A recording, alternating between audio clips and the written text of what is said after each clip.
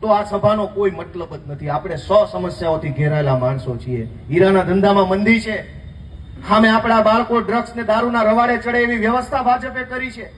એક બાજુ કમાણીમાં કાંઈ નહીં, એક બાજુ છોકરાને લત ચડી ગઈ હોય તો ક્યાં જઈને આપણે રોવું? છે કોઈ ખભો કે જ્યાં માથું મૂકીને રોઈએ કે અમારા છોકરા ડ્રગ્સના રવાડે ચડ્યા? ભાજપના માણસો બેફામ ડ્રગ્સ વેચાવે છે, કરોડો રૂપિયાના હપ્તા કમલમ કાર્યાલય સુધી જાય છે. તમે હેલ્મેટ પહેર્યા વગર નીકળો તો પોલીસને ખબર પડી જાય છે, તો ડ્રગ્સ વેચે છે એ ખબર કેમ નથી પડતી? કેમ કે હપ્તા ઠેઠ ઉપર ઉધી જાય છે એટલે ખબર નથી પડતી. તમે અહીંયા ગાડી મૂકી હોય ડિવાઈડર પર ચડાવીને, તો સિંઘમોને ખબર પડી જાય છે કે આ ગાડી નો પાર્કિંગમાં છે, પણ પાર્કિંગ જ ન હોય એવા ગેરકાયદેસરના બિલ્ડિંગ કોક બનાવીને વયું જાય છે. તેથી તમે ક્યાં જાઓ છો? કેમ નથી કહેતા કે ખોટા બિલ્ડિંગો બને છે?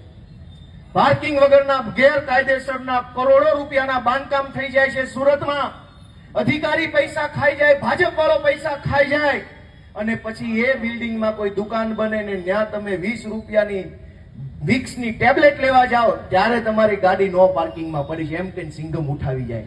તો કાકા તારામાં ઓકાત હોત તો ગેરકાયદેસર બાંધકામ થાતું જ રોકાઈ દીધું તો અમારી ગાડી ગેરકાયદેસર પાર્કિંગમાં નો આવે.